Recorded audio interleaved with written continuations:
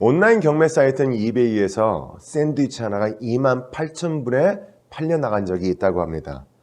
무려 3천만 원입니다. 도대체 무슨 샌드위치였을까요? 금으로 만든 샌드위치였을까요? 아닙니다. 그 샌드위치는 실제로 먹을 수 있는 것이었는데요. 어떤 분이 요리를 하려고 딱 구웠는데 거기에 성모 마리아상이 나타났다는 겁니다. 그래서 이것을 먹지 않고 놔뒀는데 무려 10년간이나 하나도 상하지 않고 그 빵에 그대로 있더라. 그래서 그 안에 그려져 있는 성모 마리아상이 굉장히 신성한 힘을 발휘하나 보다.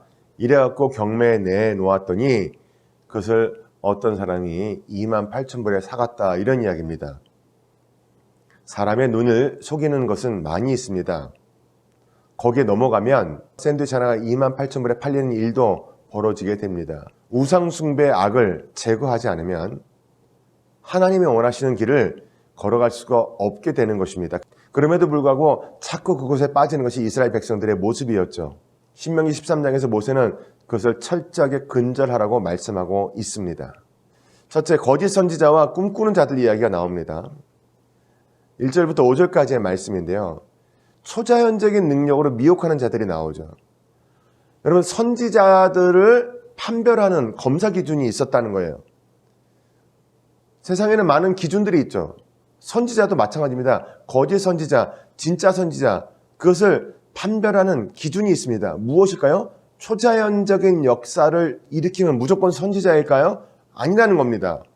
기적과 이사를 행한다고 할지라도 하나님의 백성들을 하나님이 아닌 다른 것으로 이끄는 것, 그것이 거짓 선지자들의 모습입니다.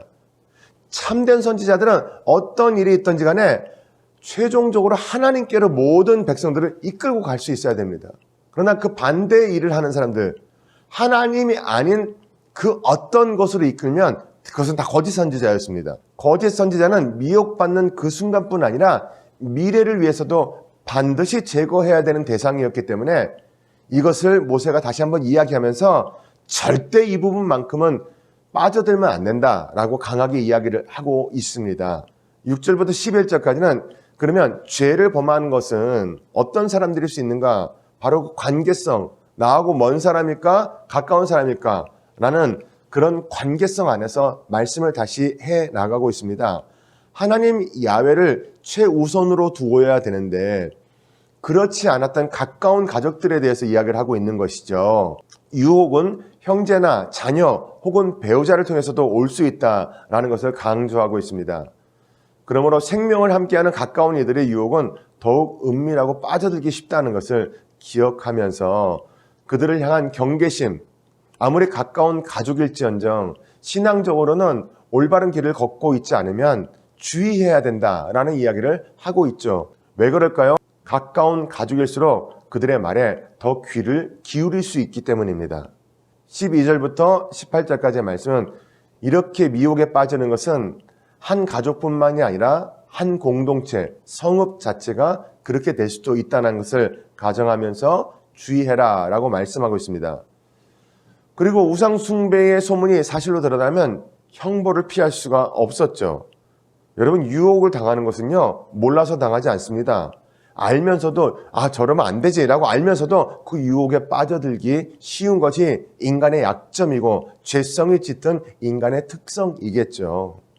그래서 미혹에 빠지지 않았을지라도 잘못을 알고도 알리지 않았다면 이 역시 하나님 앞에 죄를 범한 것이다. 잘못된 것이 있다면 항상 알림으로 인해서 근절되어야 된다라는 말씀을 하고 있습니다. 오늘 말씀을 통해서 우리는 이런 것을 깨닫게 됩니다. 아니, 너무 가혹하게 처벌하지 않았던가 라고 하는 생각을 할 수 있습니다. 그러나 이렇게 생각해 보시기 바랍니다. 이스라엘 민족이 그렇게 쉽게 빠져들고 쉽게 병들어갈 수 있기 때문에 엄격하게 처벌을 했다는 것입니다. 어떻습니까, 여러분? 자녀가 잘못된 길로 갈 때 엄격하게 처벌해서 다시는 거기를 가지 않기를 원하는 것이 부모님의 마음 아니겠습니까? 구약성경에서 선지자는 하나님을 대신해 말하는 사람이고요. 선지자가 하는 말 뒤에 능력 때문에 사람들은 그의 말을 경청하게 해야 했습니다. 그러나 그 어떠한 능력을 보일지라도 하나님을 경외하는 일에서 멀어지게 하는 것은 다 거짓 선지자로 본문에서 이야기하고 있습니다. 이것은 오늘날에도 마찬가지입니다. 오늘 우리가 함께 묵상하면서 기도할 제목은요, 진리는 초자연적인 것에 의해서 뒷받침될 수도 있습니다. 그러나 거짓된 것도 초자연적인 모습을 가장해서 그들의 거짓을 뒷받침할 수 있다는 것.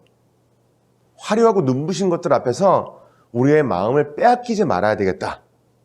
기도하시면서 하나님, 화려하고 거짓된 것들 앞에서 내 마음을 빼앗기지 않게 해주시고 가장 작고 신실한 모습으로 살아갈 수 있도록 인도하여 주옵소서.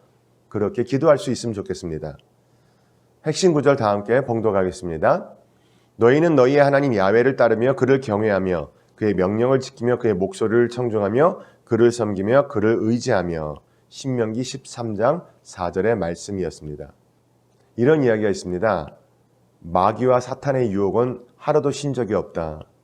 그렇습니다. 유혹은 우리를 향해서 쉬어본 적도 없고 또 한 가지 모습으로만 가진 적이 없습니다. 끊임없이 변화하고 또 진화하면서 우리들을 하나님으로부터 멀어지게 만들고 있죠. 영적인 강인함을 가지기 위해서 다시 한번 굳센 결심을 하는 그런 하루가 되시기를 간절히 바랍니다.